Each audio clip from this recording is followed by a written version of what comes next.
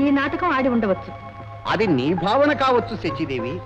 తన ప్రతాపాతిశయం వల్లనే తన భర్త విజయం సాధించి అమరేశ్వరునకు సామ్రాజ్య భిక్ష పెట్టాడని ఆ సత్యాదేవి భావం. అది అలవిమాలిన అహంభావం.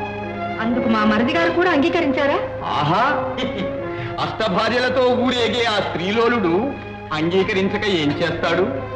ఆయన చర్యలు ఆయనకే అర్థం కావాలి మహేంద్ర. దానవాధీనమైన అమర సామ్రాజ్యాన్ని తిరిగి నీకు అప్పగించింది యదుసింహుడే కాని ఆయన అర్థాంగే కాని. వారికి కృతజ్ఞత తెలియచేయవలసిన బాధ్యత నీకు లేదంటావా? లేదు. దిక్పాల కిరీట సంఘటిత దివ్యరత్న ప్రభా సంభావిత పాదరాజీవుడైన ఈ మహేంద్రునకు ఒక ఆడదాని భిక్షా ప్రదానమా?